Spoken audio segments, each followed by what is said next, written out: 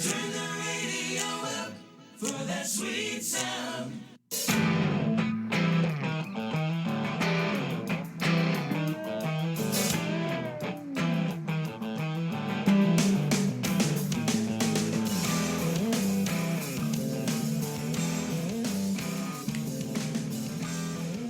And we are back in the well. It's Brian Piercy along with Andrew Hedis and Troy Otto. Monday Night Lights podcast. I'm hearing an echo. Is that you? I'm not on Twitch. Who's on Twitch right now? Maybe it's me. You're on Twitch right now. This is, 97 won the ticket where they're like, get this caller out of here. He's listening to the show on the radio, ain't on the phone. Anyway, so Monday Night Lights podcast is back. How you fellas doing?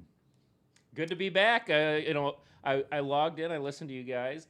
I thought that maybe there'd be like a brief mention of, hey, we're here without our buddy Sniper. But nope, it's like I never existed. You just moved right into the show. But I don't know, good to be back. To me, you're more of a playmaker, so we got to change that nickname. I got to be like Igor Larionov, the professor out here with the passes from the back end of the blue line. I think it was Piercy that gave me the Sniper nickname. I'm not positive, but I agree. I'm a pass-first player. But it is what it is. Unselfish. I'll take it. You know what? Either way, you didn't have the commitment to the podcast this weekend. You chose your family over us. I see how it goes. Wow. I mean, I see where the love is. Don't complain when you do that. I did have, and I'm not going to call anybody out, but I was not lying when I had multiple text messages saying that I was missed. Podcast needs you. You got to carry the show. So happy to be back for my fans, the few that are out there. Anyways, so just a few reminders as always. Give us a call, 714-75-WHOOP. Send us an email, podcast at MNLHL. Twitch, follow, subscribe. We now have emotes as well. So what an emote is if you're in the chat, you send some messages, you subscribe, you start getting little emojis by your name. So right now, if I was to do it in the chat, I have a keg by my name. You go 3 months, I think we go to the original 4 through the next year. So if you keep subscribing every month, slowly you'll start to get a seal. You'll get a North Star. You'll get a Deke. You'll get all the original 4. You know what? If you want to pay out front outside of Amazon Prime and just pay for a full year, you'll get all of them right away. Eventually, maybe we'll go to the next 6, then we'll bring the Tigers in, and then maybe we'll get a spicy one. We'll get a man bun. We'll get a Sniper as well to show your commitment towards Twitch and Monday Night Lights. That I don't exactly know how any of that works, but sounds interesting. Sounds like Pokemon to me, but hey, sounds cool. You know what? I don't know really how it works either, but apparently the kids like that kind of stuff. So just as always, we're available on all the podcast things, Google, Spotify, Stitcher, Google, whatever. Subscribe to us, rate it and review us on the Apple Podcast app. And if you want to get involved in the podcast, send us an email or send me a DM in Slack. Also, we've been trying to put a lot more work into YouTube, youtube.mnlhl.com. We've been putting up some videos. Sam Mackey's voicemails have been exclusives. We have Whoop Got His Groove Back, ? Clips as well. Oh, I missed that. I saw that Sam Mackey continues to be interesting. The Ben Carson impersonation was pretty solid. That's why I told it was actually on the money. The impression, the content or the joke makes no sense, and then the Melania Trump was another one that just kind of didn't hit the mark. But we love Sam. Keep them coming, kinda. Oh yeah, I love it. Another reminder, the draft next Monday, less than a week away, July 15th. 8 p.m., House of Shamrocks. Doors open at noon. Make sure you get your spots early. We expect a full sellout there. Real quick, we actually received an email this week. Cool. Real quick, just to clarify, are we expecting first pick at 8 p.m., so gather at 7:30, or is it gather at 8 p.m., first pick at 8:30? What do we got? Well, like I said, doors open at noon, so get your spot early. But first pick, I believe, is approximately 8 o'clock, so make sure you're there before 8. I suggest 7:30. We're going to have a live broadcast from there on Twitch if you can't make it out, so you can view that. But, get yourself a drink beforehand. Make sure you're ready to go. Like I said, we did actually get an email from our good buddy 2-2 Paul Proctor. Ooh. Yeah, he writes, the podcasts are on point. Love the profiles, coming in with some 2-2 favorites. Eric Lapoudre, Cup champ, nastiest poke check in the league, in hockey sense in spades. Can hit that 2-line pass, hustles, defends a 2-2 favorite. Stays at home classic, but has a hockey sense to make a solid offense happen. Just give the outlet. Andy Fem, the kid has it all. Speed, passing, shooting. The kid is going places. The kid is going to be best in the league in his year. Yet to unlock the power, however, he needs a partner. He needs Pete to unlock his potential and kill it. Paulie likes it to a Shawnee pairing with him. 2 men together can run a team. Captain Jack Serta, always on point. Poised to make great things happen this year. Energy dynamic. Never runs out of gas. Good hockey sense, hustle, and the ability to put goals in. Let's see. Is he going to run through the whole league here? We're losing some. No, it's fine. I mean, he can run through the entire league. Give us He's got 2 more points. Give him a second. We all Okay, appreciate the league MVP. That's true. When you He's put true. up 3 cups, you can do whatever you want. Yeah. Judge Dredd, new guy, only skated with him a couple of times, but definitely a breath of fresh air for the league. Major heads up defenseman. Let's see, different that what we have seen so far from like Trent or Taylor. More of a bin star mentality with a stay-at-home Lapoudre hybrid. Hot season this year. Geo Fashion's byline, I think he's commenting on the podcast there. Italian suit, sockless, Italian cut suede, Ferrari on rent. Paul Proctor, 2-2. I like how he goes Italian cut suede. Hard to disagree with much of that. Yeah, like I said, we always appreciate those emails. Proctor's always on point as always. But like I said, we have a loaded show today, so let's get to the news. Few things. Players out of the draft.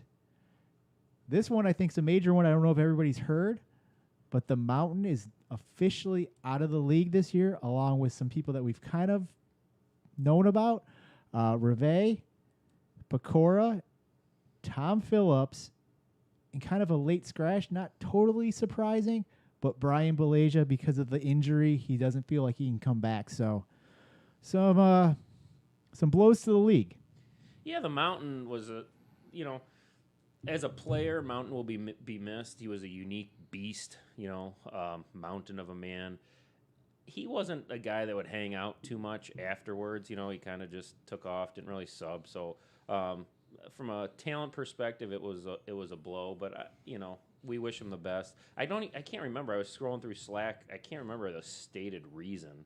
He sent some type of cryptic email to paint. Oh, here it is. I believe he works. He has to go to Cleveland a decent amount of time Yeah. for his work, so he doesn't feel like he's going to be able to put enough time and effort into the league, from my understanding. Yeah, it is what it is. We wish the Mountain nothing but the best, but I think we'll recover from the loss.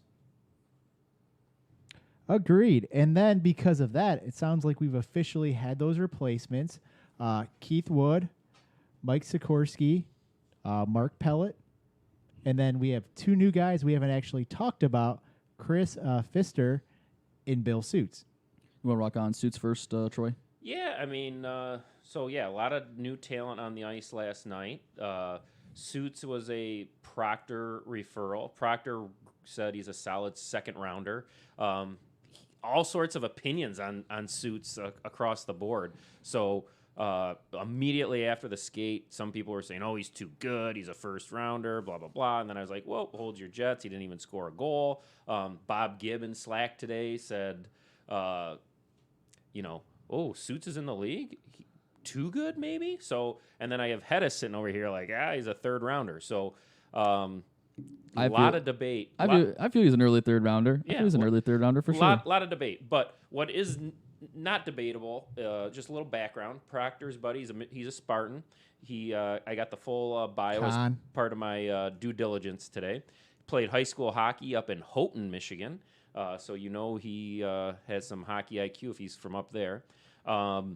went to Michigan State. Now he is a doctor, so we're adding a doctor and an anesthesiologist. On the ice, his motor was unquestioned. I mean, this guy, it was an hour-and-a-half skate. Piercy would be jealous of his body in the locker room, not an ounce of fat on him. And And he was going the whole time. I mean, we're 2 minutes left in an hour-and-a-half drop-in, and he's still going full tilt. Couple cons. He was a little selfish out there. You know, I thought he held on to the puck a little bit too much at times. And what's interesting about that is usually when you got guys coming into a drop-in setting where they don't know anybody, they actually tend to be like extremely unselfish because you don't want to be like the new guy who's the puck hog. But he held on to the puck a little bit too much. I'd like to see him finish a little bit more. But overall, I think very good player. I think the one thing you need to keep in that's a big variable is he's also playing with Peso. So Peso also likes to hold on to the puck a lot. So if one person's holding on to the puck, you know, a 2-on-1, 2-on-0, maybe don't pass across because he's going to rip and dip that shot top bar downski. Maybe he was thinking, you know, I'm Suits and I'm gonna show what I can do out here. And so then he would go on a 2-on-0 as well, maybe not pass over and just take more shots. And there were a couple times where I saw him setting up the pass. He wanted to pass, and he was just a touch late, you know, with the pass. But anyways, good player. I like the new addition. We're going to talk about Pfister next. You know, before these two new additions, and I know this wasn't part of the master plan, we kind of backed into it, but before these two additions, I thought the Nordiques were screwed because when you got having the 7th pick, we really didn't have 7 true first-round picks. So on a go-forward basis for many years to come, I like it because Suits is arguably a first-rounder. Pfister, you know, I'm going to let Hedis talk about Pfister because we differ. Me and Hedis differ quite a bit on the Suits-Pfister comparison. But now that 7th pick, now I went from thinking the Nordiques are fucked to, hey, the Nordiques are in good shape. They're going to get 2 really good players at 7 and 8 overall. So, and I think long-term, not just this year, that's good for the league because it kind of had this feeling like, oh, if I don't get the first 2 and adding Matt Taylor, but it kind of like if I didn't get top 3 and get Sugar, Matt Taylor at Proctor, I'm at this huge disadvantage. And now with these new additions, I feel like it's more balanced out. Yeah, I think I was a little bit higher on Suits than Hedis was, but probably a little bit lower than you, somewhere in the middle there. I thought he moved great. I thought he was one of those guys that looked like he's played hockey his whole life, kind of had that glide to him. Like you said, wasn't a whole lot of passing, didn't see him score. Stick handling was, but I also wouldn't be surprised if you see him out here this one time. Next time you see him out there where he's like really ripping and rocking and you see a giant jump in his step there. As far as Pfister goes, I might give him a slight edge. Let's let Hedis, the man, talk about Pfister. He'll go next. I'm flowing through and we'll kind of keep moving around here. I probably give him a slight edge over Suits. We saw him score a couple times. I think his stick handling is a little bit better. I don't think he's as good of a skater. He seemed a little bit more rough to me as far as that skill set there. But he had a couple really nice moves. He had one down on his, one knee he put home. He had a super nice move to beat Hedis. I know Hedis said that he stepped on his shoelace or some bullshit like that. Yeah, I did. No, it was legitimate. The entire last 45 minutes. But either way, is if he wouldn't have scored there, it was still pretty, and that's the point I was making. It was mad pretty. Let's hear your love. One quick update before we get to Hedis. I just want for the listeners that have been following the Keith Wood story. So we confirmed Keith Wood. My prediction was Roseville, somewhere east side, kind of trashy with that teal jersey in the pit board. And Wood took the criticism like a champ in the locker room. He was smiling, laughing. We had a good joke about it. But he confirmed he was from Warren. So I take that as a win in my regard. I figure Warren, Roseville, similar deal. And the segue to this is that as I'm, ripping on Wood in a friendly way about Roseville, Warren, I said, hey, Pfister, where are you from? And he's like, Roseville. I'm like, where do you live now? Roseville. So it's like, I was like, well, we got another little gangster. So anyways, introduce introduce Mr. Pfister to the league here, Hedis. This dude is like straight bearded, right? Brown hair, like just like kind of silent, just sitting in like the bench. And Troy comes over. He's like, oh, you're from Roseville too. I'm like, he's a gangster.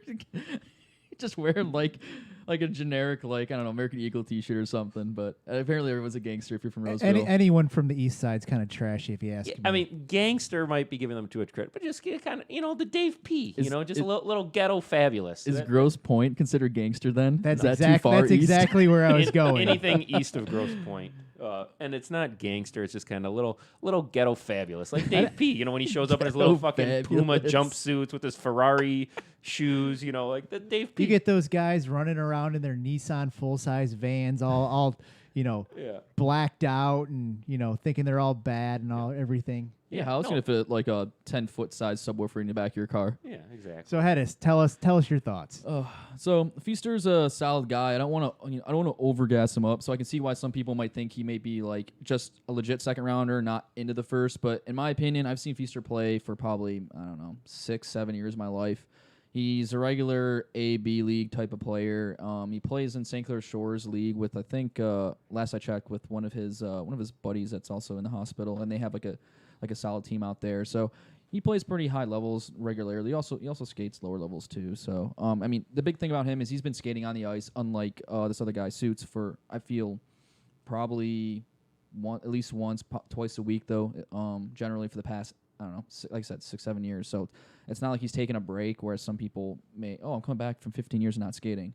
That combined with just his hands, his ability to score goals, and especially in this league, it's not a premium. That is a premium in this league, and not having that ability to score goals, I feel. You could be the world's greatest player, but if you don't score that goal, or you don't have that extra little oomph, that little OV in you can just get it done somehow, some way. I feel that that kind of pushes you over the edge. So for me, he's a late first rounder, early second. Yeah. So. And I agree. I guess my off the cuff react. We'll see how the season plays out. But Pfister, I thought Suits was the better skater. But you're right. I think Pfister had a little more touch around the net, which ultimately could push him over.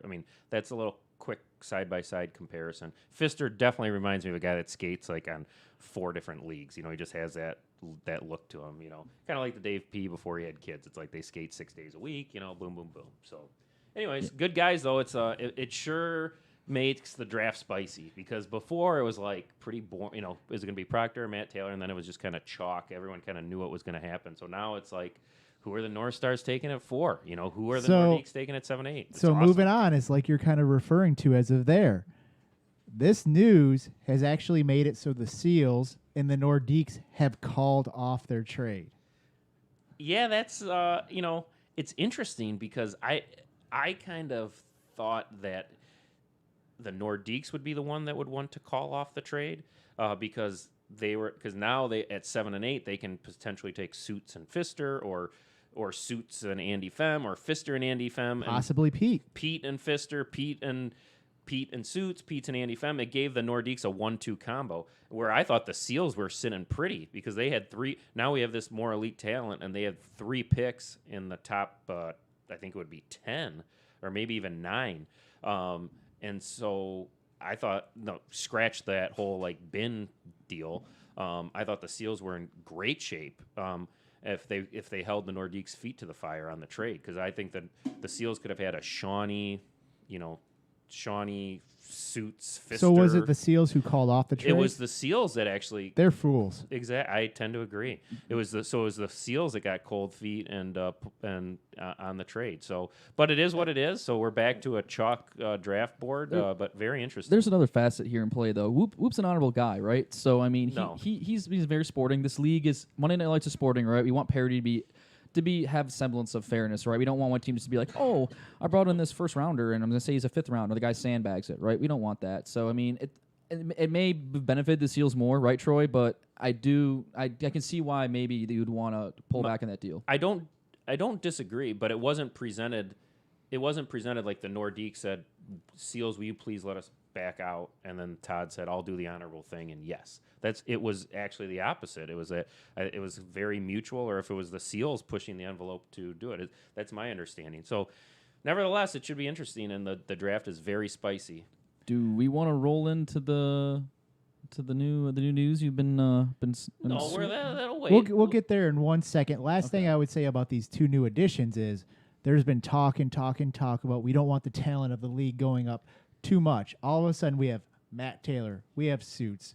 We're bringing, Pfister. we're bringing in all these guys, and all of a sudden, I feel like we've done the opposite of what our plan was to do.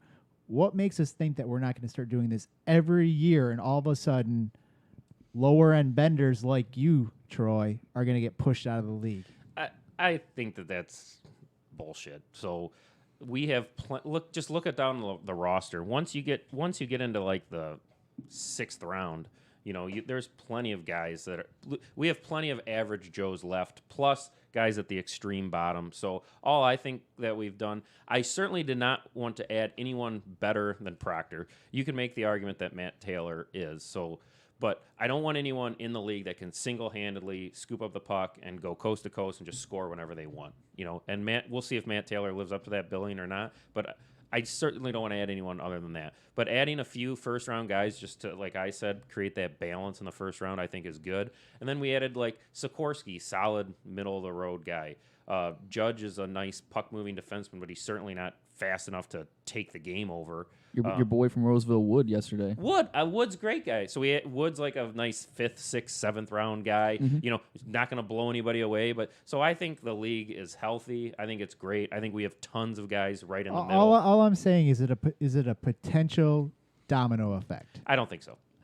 The other thing, we're not going to have another. We've already expanded to 7. We're not like, are we going to lose a handful of guys each year just for natural kind of? Sure, but it would take a long. Let's just say we lose 3 guys a year.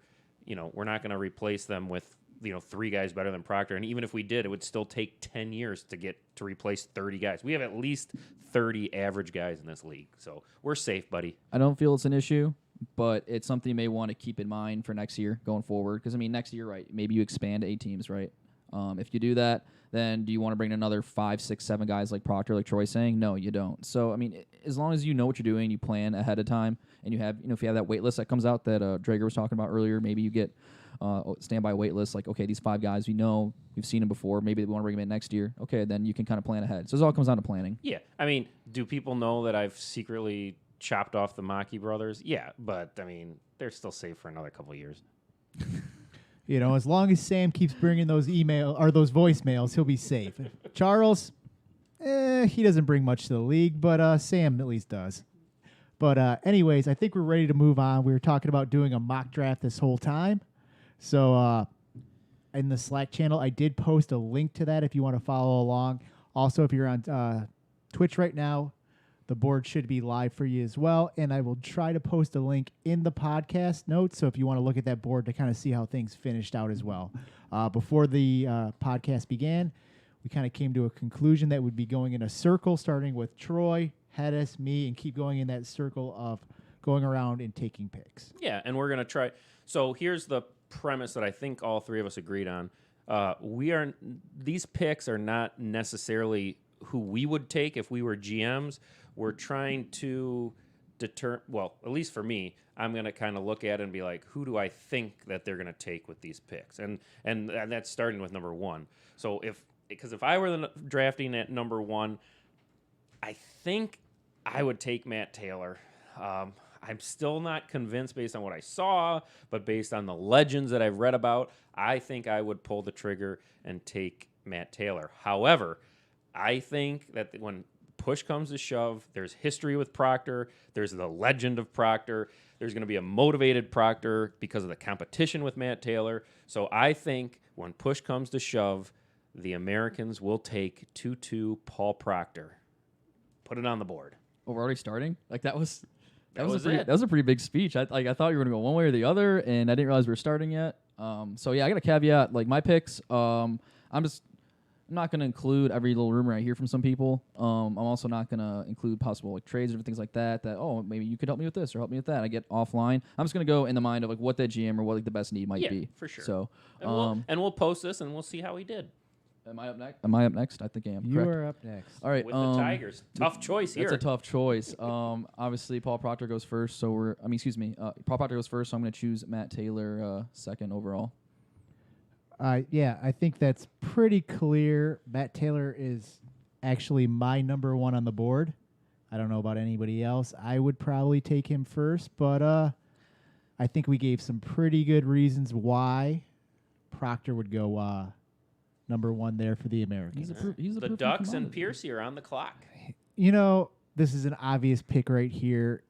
He's number 3 on my board, and I think we all know the love affair between Busta and Mr. Hardy. So I'm going to be taking Mr. Sean Hardy. Obviously, Busta needs some sugar for those cookies. Yeah, that's a no-brainer. So then we get to the North Stars at number 4, and I haven't done the math to see how many times this is actually going to work out where I'm going to be doing my pick, but I did want to do this for a reason. So, spicy breaking news. While this is a mock draft, did a lot of diligence today on Mr. Suits and on Mr. Fister, and on Pistol Pete and on all the eligible players. Talked with my co-GM Ty. Believe it or not, Ty is an active member. I mean, I think I kind of have the final say. But anyways, this is not a mock draft. I mean, barring a trade, the North Stars are going to be taking fellow Spartan Bill Suits, number 4 overall. Put it on the board. Wow. Would you like to elaborate on that? That's a huge pick right there. And we talked about it a little bit offline, but so again, I talked with Paul today just to confirm that I'm not completely crazy for taking him over Pete. And I have, despite our little Slack, feud, I like Pete a lot. We get along fairly well. I think he feels the same way about me. But in any event, I just think that Pete is he's a great player as well. But I'm just trying to get over the hump to the Stanley Keg. And Suits played high school hockey at Houghton, Michigan. I kind of thought that he was like a guy playing 2 or 3 days a week, but he's not. I don't think he's played consistently. He's not in a league. He's a doctor, and this night works with his schedule. I guess he doesn't work Tuesdays until like 1 p.m., so he's super fired up about it. And I just think that my little gauge is a bender defenseman. I know which guys have burst to kind of blow by me. Not everyone can, but some can. And Suits just bolted past. He's got a little burst, and he has the endurance. And for my first-round pick, I want a guy that's going to skate up and down the ice, play both ends of the ice, that can keep up with a Sugar, keep up with a Serta, keep up with a Shawnee, Proctor, Matt Taylor, and I think Suits fits the bill. Is he going to score enough by himself? Probably not as much of those guys, but I want a guy that's going to go up and down the ice, and I think he fits that bill. And Pete, for as much as his back-checking prowess, he doesn't skate. He doesn't back-check consistently like he used to. He just doesn't. So coming in at 5 and 6, obviously, are Shawnee, and Serta. I think we all know that. So that brings us to number 7. I think this is a pivotal pick. We're going to head us for this one of who you taking? So the Nordiques, in my mind, after seeing some of the new guys last night, but knowing that Pete is on the board, they're going to go with what's comfortable, and especially that they have the 8th pick. They can choose whatever they want after that, and they're going to snag Pete with the number 7 pick. I think Pete is a great value pick at number 7. He is actually number 4 on my board, so I like the pick a lot. And like you said, number 4 on your board, but didn't you take Serta and or Shawnee in front of him in the spring? Because Shawnee and Serta aren't available to be chosen. Those are very good points. You don't know what my board's like. I'm saying in the spring, who did you draft over Pete? I took Shawnee. Okay. I mean, Shawnee's just a younger Pete, Yeah, so I don't disagree with that. Things can change. There's always I don't think there's any scenario where Pete doesn't go 7 or 8 to the Nordiques here. Yeah. So the real intrigue is who do they take with Pistol Pete, and Piercy's going to tell us that. at number 8. I think this is a big pick. I think the obvious ones here is possibly an Andy Femme Reuniting the Frontenacs. or a Fister. I'm actually going to say that they're going to go with Andy Femme. I think they're going to be going with the K-Felk, the people they know. I think there's a risk of taking a guy that you've only seen skate once. I'm not saying on my board who's higher or not. I'm just going with who I think the Nordiques are actually going to be taking in this situation. That's a hot take right there. So that leaves us with Trent at number 9. We move over to Troy, where we have the Seals at number 10. Yeah, and again, from talking with, this could change, And see, the funny thing is, like, Hedis is just sitting over here losing his fucking mind. I'm not losing my mind. We were That is talking Buddy about Pfister. who we think Yeah. they're gonna take. Exactly. And had it like, I just don't the Pfister deal. You know, I don't know. Whoop doesn't have good vibes from Pfister from what I understand that to be. So it might change. But right now, based on what I know, unless Shawnee can convince Whoop that to do something different, I have you talk about a familiar feeling.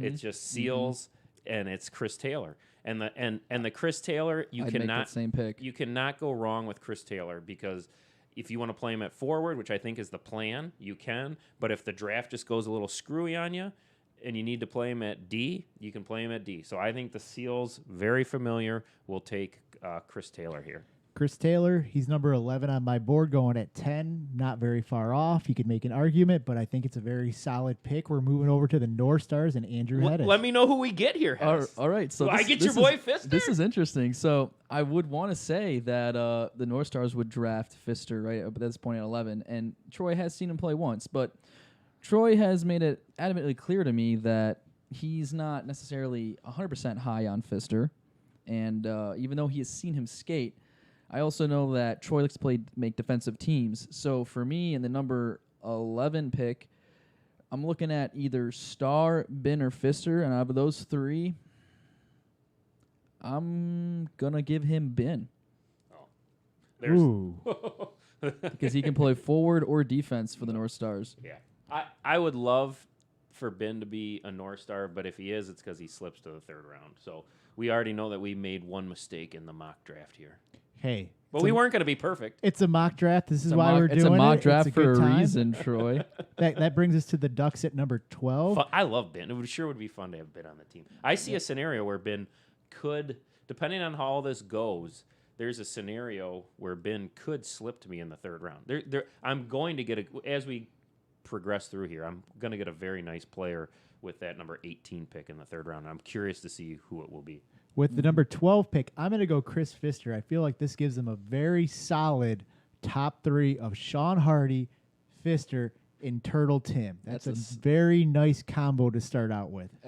Talk about a star line. You want a star line. That's three guys together that can all skate, pass, and put the puck in the net. And the nice thing about that is that I think Turtle, of those three, is more of the distributor, and you got Sugar and Pfister who both can put the puck in the net, so that could be a nice little thing if they're able to pull it off with the rest of the draft. So that brings us to the 13th pick overall. We're going back to Mr. Troy Otto to take that pick. Oh, did you take Pfister? That was so me. here I think this I think that they're going to take Judge here. Judge is I think they want a defenseman to begin with, and Judge has a history with Skillman, and there's a chance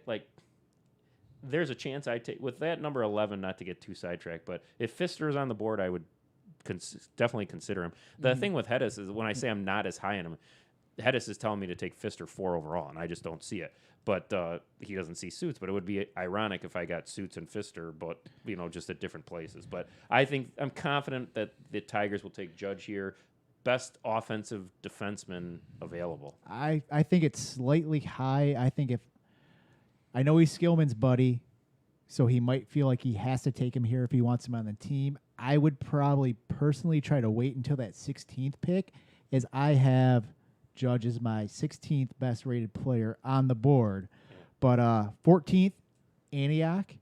And then we move over to Hedis taking the 15th pick for the Americans. Who do you got going there? So again, the Americans like familiarity. And you can look at the teams down here. The Americans like familiarity. They need a defenseman now that they have 2 all-star forwards going forward. And one of the 3 names I mentioned that earlier that probably go in the second round or look like second rounders slips to the top of the third, and that's fair enough. The Americans are taking John Starr with that 3rd overall top pick. Yeah, that's not they could do that, and I think from talking, I have a pretty good relationship with Manny. Bounce ideas off of each other. We don't pick that close to each other. We're about 4 picks apart, so we're not going to be competing for the same player very often. And I think it'll be Starr or Peso. Because they again. Antioch and Peso had a great year with the Spitfires, and then you pair them with Matt Taylor or Proctor, and they would have you talk about a trio that the Ducks had. That trio would be snipers for sure. 100%. I agree. Yeah. But Star is a possibility here for sure. We'll see. Super quick. Let's see. We're looking at the number 7 or 16th 16th pick of the pick. Tigers. Looking at their team, they actually have a defenseman. Ryan Allen could go either way. My next top pick, I'm actually not going to take on my board. I think they're looking for scoring here, so I'm going to have them take Peso. Yep, that to me. With the players left on the board right now, I feel Peso is one of 2 players you could slot right in at 16. You're gonna be happy with. So that gives them Matt Taylor. It gives them Peso, Skillman, all very good offensive combinations there. Plus, with Judge, like we said, possibly one of the top defensive players in the league as far as offense goes. It gets them a nice combination of people trying to put the puck in the net. So that moves us back to the North Stars because we have Turtle Tim, 17th, going as a keeper. Yeah. Well, 18th goes to the North Stars. Back to their GM, though. yeah, I mean, I'm thrown off here because I got Ben, who I probably would not take. But I got him. And for the record, with Ben, I love Ben. The fact that he can play forward or D, I disagree. Ben is a great guy. Anytime he's on defense, he's just a complete liability. Great offensive defenseman, but he just kind of floats, doesn't hustle back. I remember one game this spring. Oh, no. Excuse me. It was in the regular season. Ben was on the horrible American squad, all right? And they got off to like a 4-0 lead against us, the North Stars, the mighty North Stars. Wow. And they're up 4-0. How the mighty fall. And somehow they thought the idea was like, okay, we'll rest on this lead and put Ben back on D. And next thing you know, it's 4-4. Because so it's like Ben is a forward to me. So on this board, he's still a forward. So at 18, I would either be taking Rattler or Cunningham. I think they're the or maybe my buddy Gio. But I think if push come to shove, if Cunningham, Rattler, and Gio were available, I think I would go off the board here, and I think I would take D. Cunn. I just think that even though I love the Rat Man, just maybe try to think that. So Cunningham has never been the third pick on his team. He's always been the second round guy, first or second. So I think having the ability to maybe play on a second line or be the third best player on a line, I think he would flourish. And so I'm going to give Cunningham a chance and buy him that composite stick and hope for good things to happen. Cunningham was actually my best available on my big board at that time. Yeah. So that brings us over to the 19th pick. The Seals were going to head us for that one. And I feel that this pick is kind of obvious to the fans at home. I think we all know Whoop likes his familiarity to a degree, especially players you can see. He likes his speed. He likes past champions, especially the ones that have been on his team before. And of 2 players left on my mind on the top of the big board, it's going to be Rattler, and he's going to go to the Seals at 19. So what Troy misses, Whoop is happy to receive. Yeah, and that we have talk about a Seals reunion. I think Whoop would be very happy if this played out. He's got Shawnee, Taylor, and Ratliff. Is missing kind of a big piece with Proctor from Seals season 1, but true. But that's a nice trio. I actually, to me, that's a bit of a stretch. I mean, it's the 19th pick, but I have 3 or 4 guys ahead of him on the big board that hasn't been picked. So Well, go ahead and pick them for the Whalers then. going over here on the Whalers, you have Trent who can go either way. So I'm looking at a defenseman here. To me, he's the top man on the board for offense or defense. I'm going with Rubel. Yeah, there's some familiarity there though with the Whalers. I like the thing with Rubel. I had this discussion with Ty. You know, depending on when Star is available, we're not going to. I don't think we're going to take Star or Rubel at 11. But we just had the discussion, and Star should be better than Rubel. I mean, I just think he's a better skater. But Rubel isn't as pretty, but he's just productive. So I think that's a good pick, and the Whalers are familiar with him. So I could see them taking Rubel. And again, depending on how the draft goes, Rubel can play forward as well. Same with Trent. So again, nice flexibility for the remainder of the draft. Moving on to the 21st pick of the draft is the Nordiques. We're moving over to Troy Auto for this pick. So just trying to see who's available here. They have Pete and Andy Fem. So I think if Rubel was available, they might have taken him. I don't know if there's another defenseman on the board that warrants the 21st pick. My next defenseman on the board is kind of AJ Powers, Lapoudre, Edge, and I just don't think they're good enough in this spot. So I think they go best available, and I think they'd probably take their buddy, the Italian stallion, Gio. That's exactly who I had listed as the next available player. So I like that pick for them. And this is the back-to-back for them. We're going over to Hedis for 22 for the Nordiques. So I'm not. I disagree a little bit with Troy. I feel that edge could warrant a spot that high, and so far they don't have a defenseman really to play with the rest of their forwards that they've drafted with the first 3 picks. So I'm going to slot edge in there at the number 22nd pick for the Nordiques. Sounds like a plan. So that moves us over back to the Whalers. For the Whalers, I think this is kind of a tough spot because with this situation of having Jack Serta, Trent, and Rubel, I feel like you got to kind of think of yourself as Trent's playing forward at this spot. Well, I mean, I don't think you want 2 top defensemen, and I like Rubel at defense. I don't want to put him at forward, even though he could. I think they got lots of options at forward here. Yeah, there's still Kimmel left on the board. Kimmel, Graham, McCracken, Dave P. I think they're clearly not going to take another defenseman here. It's got to be a forward. I think the guy next on my board, I would prefer to have Kimmel, but I'm a little bit worried about Kimmel's possible attendance with his job coming up. I'm going with Charlie Graham here for the Whalers. That's my best available, too. I feel like he's the best available here, and I'm not sure how he is for scoring-wise, but I think solid-wise he's going to be what they're looking for. Yeah. I love Graham, so I think Graham and Kimmel are very similar players. Yeah. Now we move over to the Seals at number 24 with Troy Otto. Yeah, this is tricky. So they got here. So basically, Dave P's on the board and McCracken's on the board. They do not have. This is tricky because they still have not drafted a defenseman. But I don't think that's going to bother Todd too much. He's got himself as a defenseman late. Chris Taylor can play forward and defense. That's true. So maybe we got the Chris Taylor. Maybe this season he plays defense. So again, I think it's kind of like Dave P. McCracken. Who's the third man? We just named. Grant. Kimmel's still. Kimmel's I forgot, still and Kimmel's still on the board. But I think if push comes to shove, going back to the well, I think they'd take Dave P here. I just think he's, little Dave P action. I think Dave P is probably too good to pass up for them there. We all know Dave P, his strengths, weaknesses. We've talked about Dave P's showing some improvement. Do you think Todd realizes that, though? Yeah, and then we'll see if Dave. It's still spring. There's the Dave P. Shawnee connection too from Fridays on WBW. So he may be kind of high at Dave P. Dave P's been scoring. His scoring touch has been on. So yeah, we'll see. 25 North Stars is up next. We're going to Hedis for that pick. So this pick isn't a reach. I feel like he's the best available on the board from the last pick, and I think that choosing Dave P. over Kimmel, I don't know if it's going to come back to bite Todd, but in my mind, I feel that Troy is going to choose Kimmel because he can also play with Cunningham as well as Suits. And even though he doesn't have, a lot of defensemen here, I feel Troy's going more offensive heavy, and he's going to rely on some of his goaltending picks here to pick up the slack. Yeah, and I think Kimmel, that's a good situation for him. I think I've said along, he needs a guy who can set him up and he can rip him. And I think someone like a Cunningham can be that guy to set him up and put him in the right spots for him to excel. So I think that's a very good pick.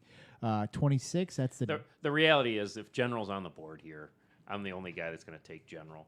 That's a false statement. I've heard from at least 2 GMs. They said we are not beholden to any sort of mantra or any sort of it would be very hard for branding. Me. It would be very hard for me not to take the General here. I've been burned by him. I've been burned. The General over Kimmel. Kimmel slipped pretty far too. I almost take Kimmel. It's Kimmel would be. If the Deeks didn't need a defenseman, if I were the Deeks, I might draft Kimmel over Edge. Yeah, this is not an easy thing to do. This is not a knock on Kimmel. This is the McCracken, guys that score. And again, having McCracken in your top 3 can't count on him because he won't skate. But if you get a guy, possibly the best sniper in the league in the 4th round, he would be hard for me to pass up, though. Though he's burned me the best so sniper many times. in the league is being drafted number 2 overall in this draft board. Moving on, round 4, here's 26, the Ducks. My pick, looking at this, they already have 3 possible forwards. Turtle could go either way. I don't think they want to mess with McCracken. I I think we know the reasons why. We've talked about that. I'm having them pick a defenseman here, and I'm having them go with A.J. Powers. Solid pick. Can't go wrong with that pick. And it is interesting. It's like position. It's like you want to draft that's the old best player available, but there's not that many defensemen. So it's like if you don't get a defenseman in the top 4, then it's like then there's a big run on them and kind of that 5-6, but then they kind of run out again. So it is tricky. 28 so you can't go wrong with Americans AJ. that's going to Troy. Looks like they might need a forward. Are you going to pull the trigger for them? Well, again, okay. Have a little bit of inside info here. I really think that, well, I shouldn't say anything. I think Manny has made it known that he wants to play forward this year. So I think that they probably are going to go the defense route. I can't imagine the Americans taking McCracken. Even though I can't imagine it either, but they are he just slides them right I there. know. That's a I value know. pick. It's just tricky because And they have the 29th pick too, back to back. It'll be interesting. It'll be very interesting. But they talk about personalities that don't clash. However, if he had his buddy John Starr with him, under this scenario, it might be a good one. Mm-hmm. So I am going to say that because they've already drafted Starr at defense and because Starr and McCracken are buddies, they're going to pull the trigger on the general, put him on the board. Yes, they are. Oh, that's a great pick. I would have chose the same thing. Well, And I know who you they're have the taking chance at to 29. take Americans 29. Hedis, you are up. Edith's not a defenseman, right? It's I've been calling him I did. John Eat, John and Eat. then I was correct, and I called him Old Man Eat 7 times to his face, and he said nothing. And then Brawny finally told me it's Ite. So Old Man Ite. Old man. And Ite. he's Old Man Ite correct. is a forward. Okay, I just want to make sure before forward defense. I didn't know if he was one of those players that could play forward or defense. So at this point, I kind of agree a little bit with your sentiment earlier. You have 2 back-to-back picks. You don't want to draft 2 forwards in a row. John Starr's already your number 1. You got to draft a second defenseman. I feel like, again, they kind of go with what they know with the 5th overall pick, and they draft Brawny. You were right in my mind. You can't go wrong with Brawny. Brawny just wins. He just wins. He wins Stanley Kegs. He is Diet Paul Proctor on Yeah. the defensive side. Yeah, and I played with him. So he always wins. And I played him last night with a drop in, and he's just so trusty, reliable. He's just so fun to play with. Talk about a 1A, 1B pairing. The actual correct usage of it, not just This is a great first line or second line. This Americans is a are great. looking great already. Oh my wow. God, is this a great team? They got. Because with Proctor, Antioch, Please tell me they're drafting a forward with a number 42 pick, like a Yeah. good forward too. yeah, it'll be interesting. But anyways, on to number 30 and the Tigers. That goes to me. I'm going to go chalk here on my board. I'm going to have them select Alan Z. Ooh. I'm gonna keep with the talent. I think I've said you want your top 5, Yeah. 5-ish to go with those forwards. They probably are going defense most of the way, but I'm gonna go talent here, and I'm gonna take Alan Z. Yeah, good pick. Can't go wrong with Alan Z there. So I got the Ducks. We're sitting here with AJ Powers. I think at this point I have him rated pretty high here. I don't know if they would take this guy. I don't know how well they know him. I could see them taking like a Marvin because there's some familiarity there. But on my board, I have Matt Lapoudre. I think he's a good defenseman. And I don't think Turtle's been the good soldier. He's played defense like probably 2 years. I don't think he wants to play defense this year. He wants to have some fun, play some forward. So I think you get AJ Powers and Lapoudre. That's a nice pairing. So Matt Lapoudre. Ooh, that gives me the North Stars pick, huh? The North Stars pick at number 32. Probably need a defenseman here. Actually, you took the words right out of my mouth. And because Troy also likes to go with a little bit of familiarity, especially guys that don't cause too much on-ice issues and is also a hockey mind, he's going to choose Turnbull here with his number 32nd pick. Yeah, I love Turnbull. This seems a touch high for him. I see. This is another tricky guy here who we'll talk about when he gets drafted. But a McShannock sitting here, talk about talent. McShannock is a pretty talented guy, still available. We all know the pros and cons of McShannock. Hockey IQ, slap I shots, agree. boom, boom, boom. But that'd be I could get behind Turnbull there. Yeah, that moves us over to the 33rd pick of the draft. Looking at the Seals, Shawnee, Chris Taylor, Rattler, Dave P., and Todd. I think they want to go Chris Taylor as a defenseman. that means I feel like they need a defenseman. I'm taking the top defenseman on my board. Yeah, I'm going with Marvin. That's a great pick. I would have done the same. Yeah, I don't disagree. I think Todd had a bad experience with Marvin 2 years ago. Marvin's a great guy, so no one has a bad experience with Marvin. But I think Whoop was disappointed with Marvin's production when he drafted him as a defenseman, and then that was part of the trade. I can't remember that trade, but they traded Marvin and Peso for Sips and somebody. Was it Might have been McShannock? Cunningham. Cunningham? I Yeah. can't remember, but McShannock. everyone thought that the Seals lost that trade, and it turned out that the Seals actually took that trade and made it all the way to the Stanley Keg final. So I would be surprised if I don't disagree with the pick in concept, but I would be surprised if the Seals actually pulled the trigger and took Marvin. That moves us to 34 in the Whalers. We have Troy Otto with this pick. So Whalers got Graham, Rubel, Trent. So I think they have some flexibility here because, again, Trent can play D. I tend to agree they might play him at forward, but Rubel can play D. So I think they're best available mode here. They're certainly not beholden to any position. And so you got a McShannock on the board. You also have this Sikorsky, who I think, rated fairly high. You got a good old Dougie Fresh that you can't go wrong with.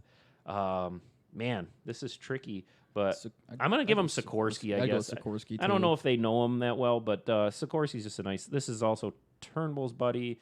I think they take Sikorsky here. Can't go wrong. McShannock still on the board. So 35th pick overall. We're going over to Hedis. Nordique's pick.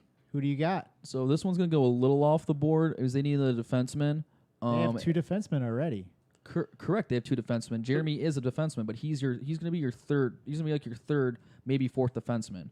And yeah, they've only drafted one defenseman. So realistically, they've only drafted one defenseman, and they already have three forwards. They have effectively their first line, or maybe their first and part of their second line.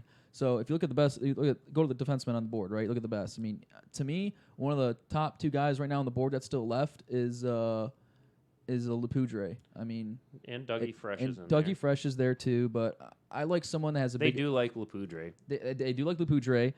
He's got a long reach, the big bear. I mean, everything about him. So for me, I feel like 35, especially familiarity and comfortability. I mean, Pandy's played with Lepoudre before. Sure. That'd be a great second pairing for defensemen. Yeah. So I'm gonna choose the big Eric Lepoudre. And by all accounts, if it goes this brother. way... Oh, never mind. I was confusing Edge with Judge. Yeah, coming up, since they have the back-to-back pick here, I feel like they're a little bit too loaded with defensemen right now. I'm going a forward for them. My best available forward at this point would be Mr. Kyle Bauer. that's a solid pick in the 6th round. So we're going over to the 37th pick, Troy Otto with the Whalers pick. Yeah, this is a tricky one, too, because, again, McShannock's still on the board, but talk about familiarity. I think they would probably go with Dougie Fresh here. They like Dougie Fresh. I believe Serta was on the Spits. He was on the Spits, yeah. Yeah, I so mean, Dougie was a GM, yes. Yeah, and they had success. They won a title. I like me some Dougie. I don't know. It might be kind of a reach at early 5th. I'd probably wait. I think we're in the 6th round here. No, So it says we're on the 38th right now. That's a 6th round. Yeah, Oh, excuse me, 6th round. yeah, so we're 6th round. I mean, I don't know the other. I don't know what other defensemen available. You know, you have a Suokis. I mean, Dougie at that point was I'd like And McShannock on D. Serta has played the McShannock game before and It's burned him. Would it shock me if they took McShannock here? No. Definitely not. Okay. But I think they'd take Dougie Fresh because with Dougie, McShannock is like, where am I going to play him? I mean, is he going to be a center? Is he going to be a forward? Is he going to be a D? I know you think he's a D. As a goaltender, I don't know if you've had him in front of you as a defenseman on a consistent basis, but in any event, it's my draft pick. I think they're going with familiarity and Dougie Fresh. Dougie was my second best available player on the board at that point. Moving on to 38, the Seals. We have Hedis making that pick. So the Seals have technically two defensemen if you count Chris Taylor. They kind of want to play him at forward this year. So now, again, if you want to go defenseman, you have an option. You want to go forward, you have an option. McShannock right now is also the best available on the board. So to me, you're looking at 2 or 3 players. You're looking at either McShannock, you're looking at the other Lepoudre, or possibly... Both Lepoudres are gone. No, other... Oh, it is gone. No. Yeah. Matt Lepoudre was he drafted was already 31. Drafted, excuse me. That's... sorry, I'm going off of this instead of it's in my own list. So at this point, you know what? If I'm the Seals and I already have one player who can play forward defense, Maybe you add another player that can also play forward or defense in a tight situation, and then you have options with either Chris Taylor back or forward, and you draft some size too in your roster at this point, McShannock. Yeah, and it's great. Great value for McShannock. I mean, you got to figure out where you're going to play him. And this but, this is what we said in the that's great podcast too. value. Like if he slips to like this early midish 6th round, like that's a steal. It's a physical specimen. I just drafted Dougie Fresh, who's 5'7", 130 pounds, and you have McShannock 6'2", 220, can skate like the wind. He's the tower. He's so we're literally the moving second on tower. to the the 39th pick of the draft, North Stars. This comes to me. Ooh, Piercy with the pick. I know exactly where you're going with this one. You don't have to tell me. I know exactly. You're going with your old favorite, Mr. Suki. I knew where you were There going, he and is. I just at this point in the game, again, the Sukas thing really has me. It shouldn't bother me, but I'm like, what the fuck, Sukas? Like, what have I ever done wrong to Adam Sukas? I've drafted him twice, treated him like royalty. But the guy doesn't want to be a North Star. So I'm telling you that between these players, there's players on the board that I would take over Sukas. I mean, Leroy's on the board too. Yeah, I probably want to take probably. I mean, it's tricky between here, but I might take like a Shepherd, because a Shepherd could play D, can play forward a little bit of both. But I mean, Turnbull and Sukas, there they are. I mean, it's pretty, but Sukas would have to be at the draft and say, Troy, I want to be a North Star. Otherwise, he ain't going to be a North Star, which is fine. Oh, you're full of shit. You're full of shit. Hey, you got to cross Feaster's name off too. That, me. So we're on to the Ducks, number 40. that goes to Hedis. Ducks number 40 right now. They're No. You just drafted Sukas for me. Yeah, so that's up So to it's the Ducks are number you. 40 for me. So we got Hardy, Pfister, Turtle, AJ, Matt Lapudre. So they have two defensemen in hand. So they're free to draft best player available at this point. Mm-hmm. And just looking at this, we got a. Mark Pilot, Oliver. No, not Pilot. I'm No, just no. trying to go through John Yeah. Eat It. I think at this point, I think I'll go with Old Man John Ite. I keep pronouncing his name wrong. Old Man Ite is just a nice, solid, complimentary player. Play him on that. I see him playing on the second line, which will be good for him because he can keep up with the pace, and he's a crafty veteran. I think John Ite would be good value for him there. Crafty veteran with crafty veteran experience. Yep. Old Man Ite, great guy. He seems like a real good guy. Just That from shooting takes the us breeze of to 41. We're going to the Tigers, and that's Mr. Hedison. So at this point, now they need a defenseman, right? They got Dave Judge. They have 4 forwards, all elite. I'd say elite forwards with some elite hands. They're looking for a defenseman. So the best defenseman available on the board currently is it's either Joe Brennan or Leroy. You're right. over Shepard. Shepard's still I'm not as high in Shepard as you are, Yeah. and he can play either position. But as like mainly defenseman, I would probably choose. Yeah, I'd probably choose Brennan for the Tigers at this point. He brings a compete value to his game.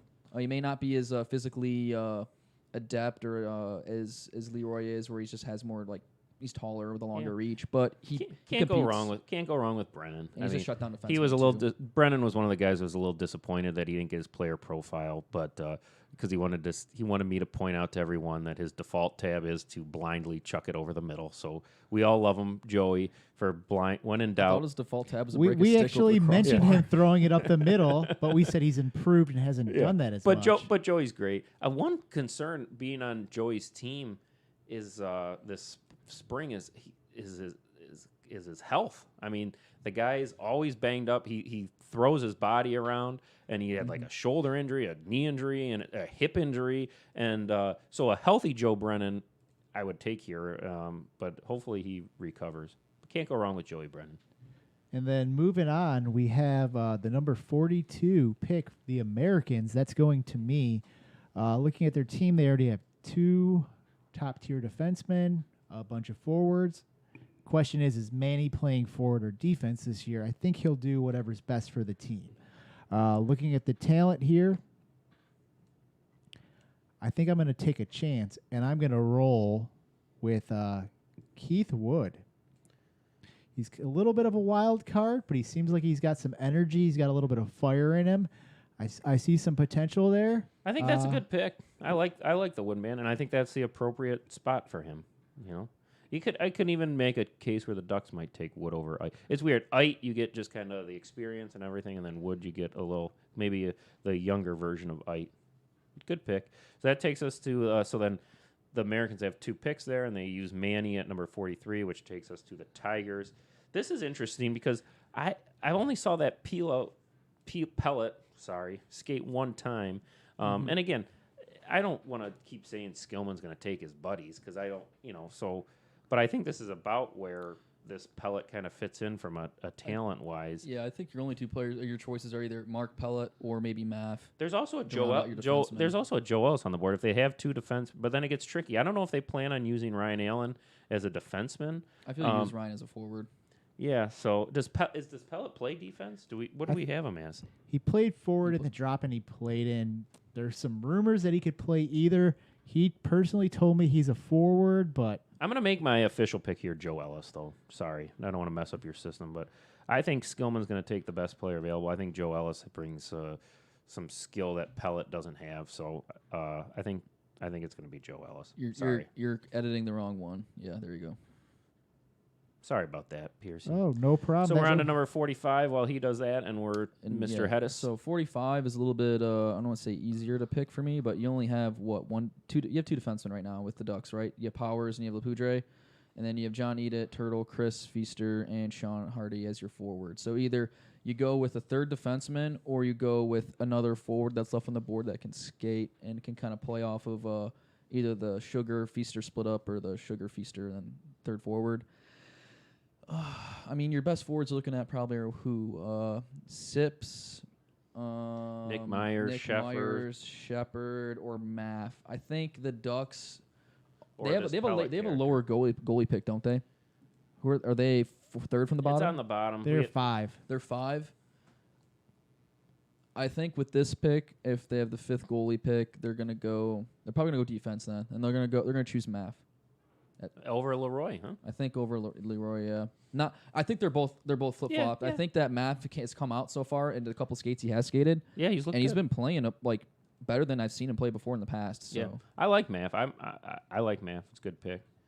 So that brings us to the Seals at number 47. Looking at their team, After sniper playmaker Otto at 46, good value there. The professor himself, Mr. Troy Can't Otto. skate, but good hockey I IQ. mean, he's uncoachable. I hear if you He take can't those jump over the mushrooms, boards. Drinks water. I hear if you take those mushrooms from like Mario Kart, you'll be faster. So just maybe paint some of those on your Yeah. skates.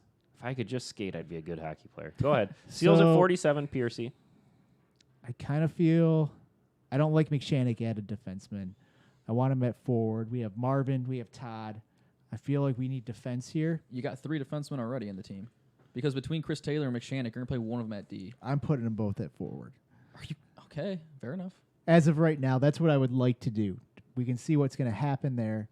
So I think I'm leaning forward or defenseman. I'm going to take Leroy for the Seals here. That's a good pick. I was going to say, I hope Piercy doesn't pick himself. I know we're getting close to Piercy range. I just think it would be tacky if he selects himself. So let us select you, Piercy. Yep. So we went Leroy there. So that moves us over to 48 for the Whalers. Back to Troy. Yeah, let me see there, if you don't mind scrolling down there, buddy, so I can see what they got there. Pilot's Dougie Fresh. Pilot's still on the board, too. Yeah, Pilot's still on the board. They got Dougie Fresh at D, Sikorsky forward, Rubel at D, Trent at D. So they're, again, best player available land. And, man, this is a tricky one. So they got Pellet, Ciparone, Myers, Weaver. I know just from talking with Cerna and I are pretty much in lockstep on most of our player evaluations here. So I know he's not a big Weaver guy. Myers has had some improvement. And if you could play Myers at forward, I could see them taking him. I don't know who else is. And then I could see him. I could see him. They don't know enough. They don't know much about Pilot. I don't think they take him. I could see him taking Piercy here because they know, Piercy's. You also just mentioned Shepard last pick, too. He's also on the Shepard's still on them. I'm sorry. Give him Shepard. Yeah, I forgot he was still on the board. And that's a pick I kind of like, too, because the one big thing about having a player that can play forward and defense in this league is you kind of want to have more than one. Because if you have 2, then you can kind of flip-flop them, right? Yep. So maybe Trent wants to play forward a game. Yep. Okay, then slide Shepard back on D. And that's good for team. That's good for team morale. It's good for team chemistry, and you can kind of find your optimal lineup. I forgot about Shepard. So the Nordiques at 49. Hedis, we're to you. The Deeks are at 49, and right now their players listed as Pete, Andy, and Gio as a forward, Kyle Bauer as a forward, and they have Brian Edge and Drager as defensemen. So, and Lapudre. So they don't need another defenseman right now, I feel. They need a forward, and that leaves 2 players best on board available, maybe 3, between Pellet, Weaver, and possibly Sips. Sips is a little bit injured. He is a center, which would help well because Kyle Bauer can play center, and Pete can play center, but ideally both those players are better on the wing. But I think they go best available on the board. I think they go Mark Pilat with the sick capital pants at 49. Yeah, I don't know. That's going to be a tricky pick for the Nordiques because if you look at that board right now, you have 3. You have Edge, Lapudre, and Panny. Okay, and if you don't take a defenseman, there you put him in the wrong spot. There he's at 49. Piercy, you put him at 51. Yeah. But if you don't take a defenseman there, your basic their next picks are 63 and 64, which is the end of round 9. We're in Benderland there, so you're basically counting on getting Wilkie as your 4th defenseman, hoping that he slips. So I wouldn't be surprised if they went defenseman in that 49 pick. That is an option. That is true. I mean, you could go that route. I just feel that they want another forward to try to stem the tide a little bit and ask some big asks of Cone this year and play some big net. Moving on to number Whalers at 51. At 50 was Jeremy Drager out. Penny Dropper was the auto pick there. 51, we're moving on. We just had Pellet there. Just looking at their team, I'm going to go my top player available. I'm a little bit lazy in positioning right now. I'm going to give him Sips. Oh, I thought you were going Nick. I thought you were going Nick Myers there, just because you were pretty high on Nick Myers, and he's lasted quite a long time. So we're sitting there at the Seals at 52. It's my pick. I think this is where the Seals will take.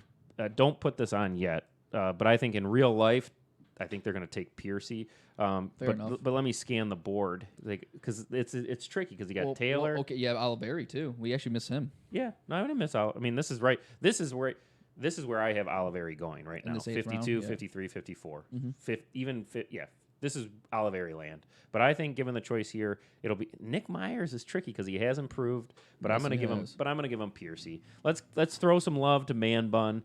Round. What are we in? Round 8. I think Piercy was round 9 last year. You would know better than anybody.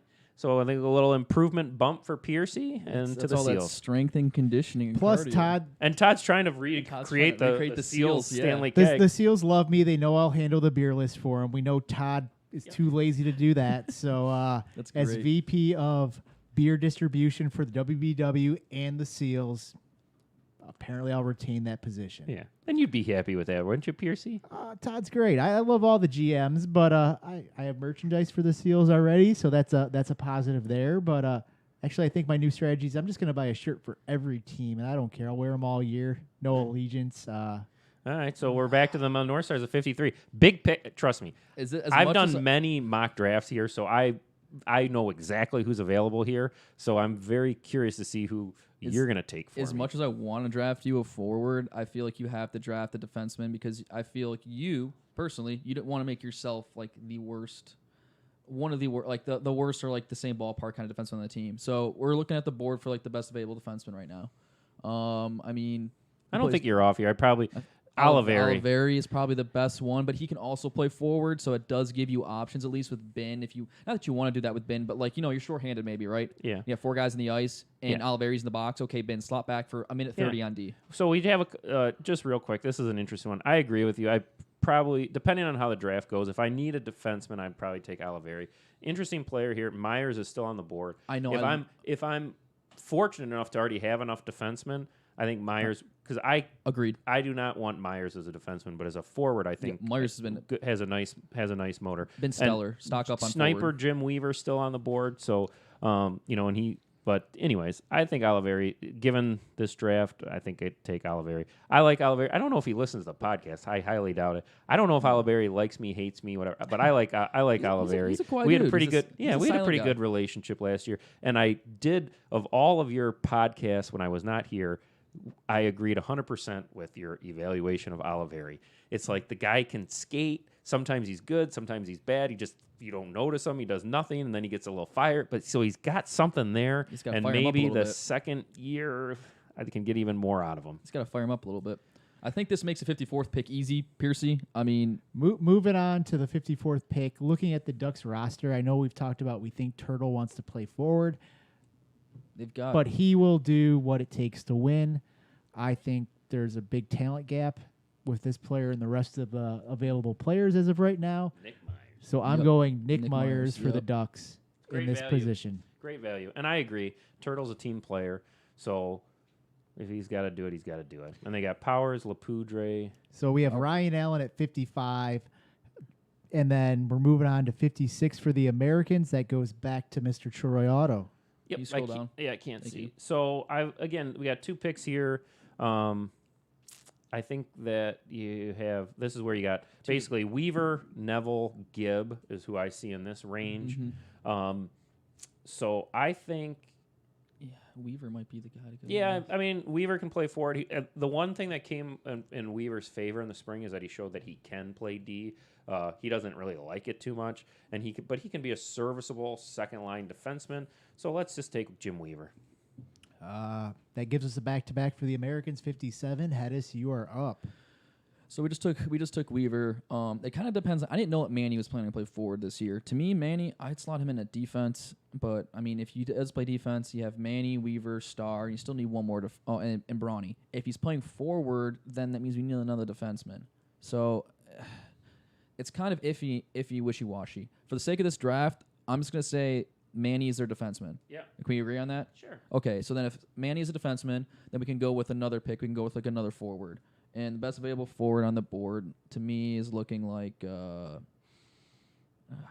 Yeah, Gibb, Neville, Drago, maybe. Yeah, Drags is. You know what? I think the familiarity again. I mean, Drags was on the championship roster, and I feel like he's kind of underrated. So, yeah, I guess you go Drags. Yeah, I think Drags is your pick right there. It's tricky. I mean, I think there's Or still. Venade still. Colin Neville. Yeah, Neville's still on the board. It's either Neville or Drags I tend to. Where or are we Gibb. going here? Neville, or Gibb. Drago, Or Gibb. Gibb. But I think, but he said Drago, so we'll I said put Drago on the board. yeah. And I still think there's a little upside, as we talked about in his player profile. I think there's some upside there with Drago. He digs in the corners a lot. Yep, and his second child, he's done having kids. His second child is sleeping through the night, so I think he'll have a little resurgence this year. That moves us over to the Tigers in number 58. That goes to me. I'm going to give them Mr. Colin Neville. We've talked about him Great team player. plenty of times. Good team player. He's willing to play defense if you need him to. We kind of don't feel like he's a defensive player, but he's there when you need him. He's a defenseman in this draft. And then I think 59, 60, 61 are all keepers. We got Busta, Ty, and Todd. And that brings us over to 62 and the Whalers. Yeah, I think the Whalers. I think Gibb is the pick. Pretty good value for Gibb. Again, no way Gibb was going in the 10th round like Dickie Dunn. This is good value for Gibb because Gibb was under consideration at least 3 or 4 picks ago. So, and Gibb can, for a late round guy, Gibb can play forward or defense.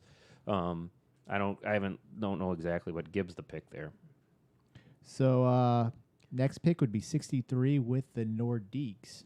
Correct. So you got one You dedicated drafted defenseman. drafted Pellet here. I think you got to go Wilkie. You got it. Yeah, your pick right here it's gonna have to be Wilkie. He's the only one that's left as like an actual dedicated defenseman. Granted, maybe you could make Jumpin' Jim a defenseman if you get him in the early 10th, and you're like, you know what, flip flop. But I mean, if you're Drager, I know Drager's gonna want a dedicated defenseman. You know, it's gonna play defense, so you choose Wilkie. Yeah. So that leaves us with Now we're into the back-to-back. 10th round here. Even though he's been hurt, I think you got to go right here. Yeah. He should be ready by the start of the season. I think we've all talked about the improvement we've seen in him. Yep, stock I up. think he is the obvious pick in a nice 10th rounder for the Nordiques. 65, we have the Whalers. I think the Whalers would go not Crunk, I'm sorry. Dave Venandi here. I think Venandi's great value for the Whalers. Great guy. They're familiar with him, and I think you go Venandi. Seals had the 66 pick. The Seals have the 66 So pick. it's kind of Crunk or Jim It's either Ellis here. Crunks. Oh, I was feeling it's either. I mean, I'm a little bit higher on Hal. Hal at least puts a puck in Alright. that sometimes. He's a bigger body to move. I've talked to some people, but you are right. It's either, I do like a skater, and between those three guys, they already have some big bodies in McShannock and Leroy. So I think they're gonna go with Crunk here at 66. That is fair. And then that leaves me. Who am I taking? You have Jim Ellis, Hal, and both Mackeys. Yeah. And This who knows? is Someone else this left. is a tough one here. I have the Mackeys, the last two on the board in my top ranked. I'm not taking Hale over Jim Ellis, so I know it's your pick, but you can give me Jim Ellis if you're trying. We're going to be accurate here, so I want to try to help our grade here. Doesn't matter. I'm actually going to take Hal. Oh, what a dick! What a dick! All right. I don't know. I might take. I mean, Jim not- Ellis and Hal are both kind of similar. I think we talked about Jim Ellis's weaknesses the other day. Mm-hmm. I think Hal, you tell him to get in front of the net. People can't move him. He'll be able to grab a puck, throw a couple in. And I think those goals scoring is more valuable than what other people bring to the. Especially with the North Star squad here, if you look at their top 4 or 5 guys, those guys all are really good setup men, and probably Kimmel out of all those top 4 guys is really the only one that's going to finish on a regular basis. So have a big body just to sit in the front of the net on like the second grind line and to throw pucks or even on the power play. I mean, it's an option it gives you. It gives you a tool in the tool basket, but I can see why you choose Ellis. Fair enough, but I'm just trying to. Now our percentage is going to go down because of that pick, but that leaves me with the Ducks and Jim Ellis. Jim Ellis. The Ducks And love that pick. Jim Ellis slipping to them at the 68th overall. Can I assume the 69th pick is going to be Charles Mackey? You can indeed assume that the Tigers will choose Mr. Cat Charles Mackey. And Mr. Irrelevant for the 3rd consecutive year, or no? Did he? I don't know. But anyway, Sam. Yes, Sam every year Sam has went last pick. And good luck charm for the Americans. Look at that. We got What a Proctor, Antioch, Starr, Braunscheitel, Manny, we're not done. Dragovich. Whoa. Let's hold up. Let's go to the goalies. No. I'm just saying. We're from the skaters. Your mic turned off. Did it turn off? I think you hit theirs a little. Anyways, let's move on. Oh, sorry. So Real we're quick. not quite done. All I want to say is that the Americans on skaters have recreated from the championship team. They have Proctor, Antioch, Starr, Brawny, Manny, Drago, Sam Mackey, 7 former American, not keg winners on other teams, 7 former American keg winners. Goddamn Americans! And awesome. let's be real too. Let's look at the Seals. The Seals also recreated the Magic, so it'll be a clash of the Titans here. It'll be America versus Russia. Let's The face it, Seals though. have The 1, Americans, 2 all of them are 2 years older, 2 years more washed up, 2 years fatter. So let's look at. So it should be. Let's go. Let's Look do at the Seals though. How many do the Seals have? Seals have They have Shawnee, Chris Taylor, Ratliff. Dave P was not on the cup. Dave P wasn't. Booker was not. Booker McShannon. wasn't. Piercy Piercy 4, was 4. and Todd. Todd 5. So they have the next Not most at 5. Yeah, They're not trying to bad. recreate So some magic. let's move over to the goalies really quick. So Where we're back to Troy. Is it back to Troy? Americans have the Troy's number key. 1 pick here. Yeah, and again, I didn't get to participate in the goalie breakdown YouTube special. So I don't think there's a huge separation between J-Flo, Cam, I think and we should put Hedis. an emergency stop on this. Yeah. Piercy, you should pick the first overall pick. We should make Troy actually pick his goalie pick in the second overall. No, we want to have some We'll see if suspense. it's a- I we'll already see gave if away it's the a- number 4 overall. We'll see if it's a poker pick or if it actually happens. Yeah, I will say when we sit here today, the Bill Suits is real. I plan on unless something changes, I plan on taking Suits. I can tell you right now that if you force me to pick between you and Cam and Hedis, I would make that pick tonight, but I have still not decided in my mind, and that's no bullshit. Just flip a coin. That is no bullshit. But So the Americans. I do think the Americans are going to take J-Flo. There's not a lot of separation between J-Flo, Hedis, and Cam, in my opinion, but J-Flo is Mr. Dependable, not only in the net, but off the ice. J-Flo is just your all-American guy. He shows up every fucking week, usually plays twice a week, no drama. No, is he going to be on the ice on time? He's just a perfect human being. So J-Flo, number 1 for the Americans. I felt that dig. I'm gonna the North Stars are the number 2 pick. Hedis. Oh, darn I mean, it. no. Do you want to pick it? Or we'll Yeah, let you give it pick to me. And we'll let you pick it. We'll reverse the order. We'll let you pick it because So, I want to pick myself. I'm going Cam here. Cam, he had the black. Is this who you think is better? Is this who you think I'm going to pick, or both? Cam essentially was your finals goalie. He wore the all black. He dropped the Seals so fast when he started subbing for you. He essentially, if you go back to last year, he'll pretty much tell you he's a North Star. He bought into that North Stars culture. He loves it. He's Mr. Russia, Germany going down there, hail autos. He's got that mindset that you're gonna love. Yeah. He gets there early. He has a little bit of attendance problems sometimes, but when he shows up, Yeah. he gets there early. I agree He'll with get on that. the ice on time. He's less of a headache. He's a little bit quieter. Yeah. We know the Autos don't like to have people chirp and give their opinions on their organizations. Hedis will give his mind. That's true. I Kansas didn't think team about player. that. I didn't think I about don't that. give my mind that much. Yeah, I mean, There's a certain point at which I'm just like, okay, we can't keep talking. It's time to like, put up or shut up. Like, yeah. Like realistically, I wouldn't be upset That's with fair. Cam. I'm gonna have to have. I've had a conversation with Hedis offline, serious conversation. I just want to make sure with Hedis, like, is he gonna be here the whole year? Or is this because I don't know his military status. So I feel comfortable with that. I got to talk to Cam. Like you said, when he's there, he's always early, which is great. But it's like the nervous part about Cam. It's like it's that random, like, oh, I can't. Can someone find a babysitter for my kid? So I can play. And that's like, I don't want to have to worry about that all the time. Like, so realistically, if I got drafted by the North Stars, I think Ty would be crying in about a month because you would probably be yelling at me, which would cause me to yell at Ty, which would cause Ty to probably cry and say, "Why are you yelling at me?" how many games with WBW have I played with you, Piercy?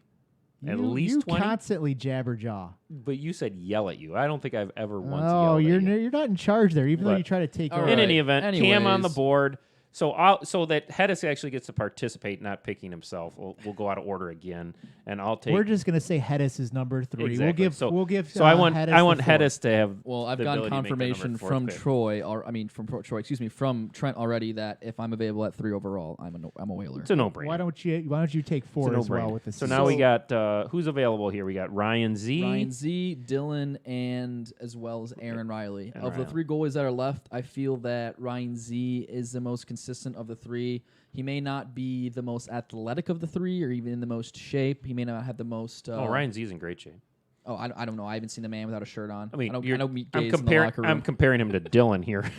So So I'm choosing Ryan. No offense, Z Dylan. Just because the man proved himself last year in your squad. He had a decent goals against average. Sure, the North Stars sometimes more defensive than other teams, but between the goals against average and giving his team a chance to win every single game, you got to choose the 4th overall. Seals aren't going to pass in Ryan Z, and they're going to be happy with Ryan Z back yeah, there. and good locker room guy, fun guy.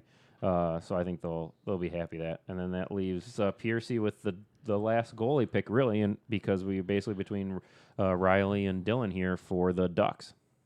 I'm gonna go Dylan here. Guy's played a couple times in like 8 years. I think he's looked really good for that amount of time period. I actually really like the way he plays as far as the way he talks, the way he helps out his defensemen. I just like his communication style. Hopefully with that amount of, the more he plays, the better he'll start getting in a little bit better shape. But I see him as that 6th pick going to the Tigers. The end one just to Or backtrack. 5th pick going to the Ducks, I'm sorry. Just to backtrack real quick, depending on if this draft goes as it is, the Seals take Dave P at 24. This is where the human element comes in. So Dave P is going to go in there and he's going to try to put his stamp on the Seals. Dave P and Dylan are boys. Their kids are playing hockey together. So I could see Dave P trying to influence the Seals to take Dylan over Ryan Z there, which would be a little bit of a shocker. But we'll keep an eye on that. I think I feel like even though they're our boys that play together, that mean the league is good enough, and that Dave P wants to win and get rid of the Dave P bad luck charm as well. So I don't think he's doing that as like I'm going to take Dylan because he's my no. boy. I mean, Yeah, I think yeah. he thinks highly of Dylan. Yeah, and I think there's an argument to be made that Dylan is better than Ryan Z by the end of the year he for could, sure. yeah, definitely. So, I mean, it comes not a giant mechanically. Dylan's mechanics are really know. good. He Like seals he's up played real elite. nice. He's played elite level before through like playing against the Tri-City Americans and like Silver Stick tournaments and Yeah. things like that. So it's not like he hasn't played at elite level before. Yeah. So Dave P's clueless when it comes to hockey as well. Let's face facts. Oh my gosh. Him and Peso Monet were the best in the world. All that jazz. Like he doesn't know what he's up to. So yeah, that's true. I mean, that may be true. So but let's look publish at- this baby and Well, let's also look at these teams. So looking at these teams, I mean, if you could out of our draft order, who do you think? Give me a favorite and give me a bottom. I of the haven't teams even you had a drafted. chance. I haven't even had a chance to digest it. That's what I was going to say. But give me 1 minute total on everybody. So going through the Americans: Proctor, Antioch Star, McCracken. I mean, that looks like a pretty solid team. I am a little bit concerned near the bottom. They still have Manny, Weaver, Drago, Sam. They actually did pretty well. And then Flo is the goalie. And Flo is the goalie. So the Americans are going to be the favorite. No matter who they take. Tigers, Taylor, Judge, Monet, Skillman, Z. Brennan's a little high. Joe Ryan Allen, Neville, Charles. They're a little. Tigers look a little, and then they're going to have Riley and net. So Tigers have Matt Taylor, who Hedis thinks is the best sniper in the league, and they got Judge. They're going to have some offense. Be curious to see if they can keep the puck out of the net, because Judge is an offensive defenseman. I agree. Then you got Brennan, who can turn the puck over. Then you got Neville on D. Who's their fourth defenseman? Ryan Allen. I mean, that Tigers team looks a little suspect to me, actually. I think the biggest turn of events is looking at the Nordiques. They look like a legit They look team. like a nice team, and I think having those 2 new additions to the league in the last 24 hours has helped them huge. Yeah, You keep the spring connection. You keep the Pete and the Andy Fem connection together, and then the second line you can still play Gio and Kyle. The D's still going to be a little suspect. I mean, you have Edge, Lepoudre, obviously that's good, but then you have Panny and Wilkie. So Edge is your top defenseman? I split them up. I put Edge with maybe Edge with Panny and then Lepoudre with Wilkie. Yep, and I love Lepoudre, but that's going to be a lot, asking him to cover a lot of ground to cover for Wilkie. If anything, with the Nordiques there, with their you need Bauer with that 6th-round pick. You need him to score a decent amount, because if not, you're relying a lot on just that top 3. Well, I think you got to go forward with your top 4 picks. The thing to think about though too is Kyle plays really good defensively in the zone, right? Yep. So he'll come back. So even though your second line, maybe your first line is Pete, Andy, and Wright is your first line, and your second line is who? Is Bauer, Gio, and Pelot. That's a really good second line. So even if they're paired with Wilkie and Lepoudre, they'll come back and play defense. They can help out that second line that second defensive line that may struggle against more elite teams. Yeah, so you're looking at the Ducks. We got Hardy, Fister, Turtle, Powers, Lepoudre, I really like the start of their draft. It gets the middle there is just kind of okay to me, but I love Math at 45. Yeah, honestly. Math's a good pick. Myers. So their 4D are going to be who are they going to play? It's going to have to be Turtle, AJ, Matt Lepoudre, and Math, which is pretty solid. And then you got Hardy and Fister as a great 1-2 punch. And then your second line is looking like, who's that second line? Busta, Myers, and Jim Ellis. That's a little weak. They might have to split up. Hardy and Fister, to try to balance some things. So their depth is a concern there, but that's pretty impressive. Probably out of this, the team I like the worst is the Seals. Looking at that team, I kind of have I'm worried about where their scoring's coming from. Yeah. I feel like they should have held on to that trade. I think that would have improved this team a lot more. I think we've talked about it in that those middle rounds, there's a lot of guys that could go anywhere in that bunch, and if they could have had 3 of the top 10 players, it would have been huge for them. Yeah. Well, the way you drafted yourself. Talent. I mean, you guys. I like Mashanik on defense. You guys like Mashanik at forward. Yeah. So no, I mean they're gonna have Shawnee and Taylor. I agree.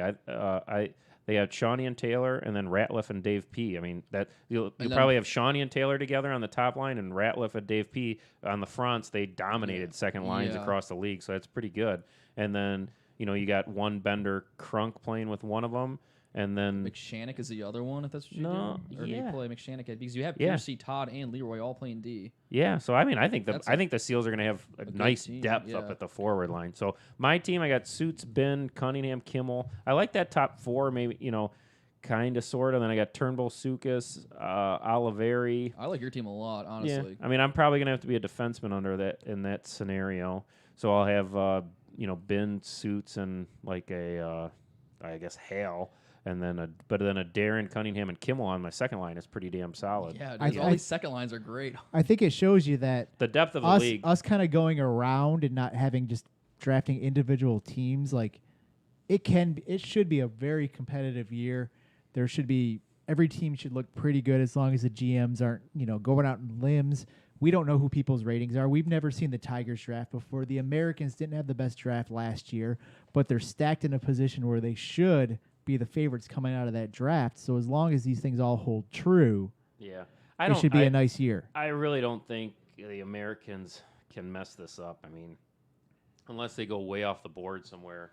I mean, they're just set up to be really solid. And as a team, and then they got J-Flo, in net. So there's just no scenario where they're not very, very good. Is Graham a defenseman? No, he's a forward, isn't he? Graham's a forward.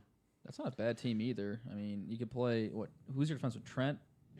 Probably Rubel. Probably Rubel, Dougie, Shepard, and Gibb would be my guess. Or they could play Trent. They could play Trent, Rubel, and Dougie. At D. They got I feel like you have to do some that. flexibility there. Yeah, my biggest concerns are it always feels like Todd runs the draft. Obviously, Todd hasn't been around. And I think the other thing that concerns me the most is I feel like the Ducks GMs haven't been around either. So I feel like those are the teams that could miss out on these and have the biggest trouble with the draft. I think the rest of the GMs, Manny and Aniak were both at the skate yesterday, even though they didn't skate. Obviously, the North Stars were around. Skillman's always around. So everybody's there in person except for, Shawnee's there, but it always feels like Todd's running that draft. All right, I think we should sign off pretty soon here, but I got a little more breaking news, and this just warms my heart. It just warms my heart because I had a little mention of Mr. Oliveri. I said, I don't know if he listens to the podcast or not. I haven't spoken with Oliveri since the end of the year. He was kind of my buddy. He's my, I don't know if he hated me. He's kind of my project on D. Okay, Dad. But we're sitting here, and I get a smiley face text message, like kind of the crying and laughter from Kevin Oliveri. So he is listening. Gives me a big smile. So shout out to Oliveri. Maybe he'll be a North Star. Is he following us on Twitch? I just got a smiley face, which tells me that he's listening somewhere. And that's all that counts. Chris Feaster response. So you think I'll be a Duck? Lol. There you go. So he doesn't know. Doesn't know. We'll see. So anyways, it'll be very interesting. Just I want to throw one other thing out there before we go as obviously we'll have a couple shows reviewing the draft. I'm sure we could spend a good 5-6 hours on the draft, good picks, bad picks, breaking down every team. But after that and the season starts, how do you want to see the format go? I'm not sure. I think we're essentially breaking down games and previewing the next week's games could get boring pretty fast. If you have any suggestions for the format, we can talk about it amongst ourselves, but anybody listening, feel free to email us or just sending us a message of what you think would be a good format. Like I said, I just don't want to break down games every week. Well, I don't think we have to break down the game film, but it's we not like we also have to be a weekly podcast too. We can be a bi-weekly podcast. No, we got to be weekly. I'm just looking for suggestions. It's just throwing it out to the people. We could have ideas amongst ourselves. I just want to see what the people want as well. This could possibly be where we actually look to bring in a guest every week, something to that, that manner as well. I think that would be fun. Bringing in a GM every week or bringing in a player Dickie every Dunn's week. First star of the week. I have some other ideas as well, but I just want to hear what the people think would be a good format. Yeah. I think we're going to have power rankings. It's a new game every week, new teams. And I do think between the three of us, we might not always have, depending on how we get drafted and where there might be gaps where we're both playing at 9 and 10, so no one gets to see that third game on the other we might sheet. want some correspondents to be coming into the studio for those games that we missed, things of that realm. But I don't think it'll be boring at all. I think we'll have plenty of talk about it. And as we've seen, the time just flies by. But as always, I haven't really seen any follows today. Make sure you're hitting that subscribe button if you have Twitch Prime. Send us a voicemail. Send us an email. 714-75-WHOOP. Podcast at MNLHL.com. Follow us. Twitch, subscribe. YouTube. .mnlhl.com. We've been putting some effort in there. Our stuff has really went up. I guess for spicy lettuce and I don't know who said I'm important panty. I was trying to figure out who that was, but either way, I don't want to get too distracted. We'll see everybody next week at the draft, But baby. yeah, next Monday, July 15th, 8 o'clock, House of Shamrocks. We'll see you there, and we are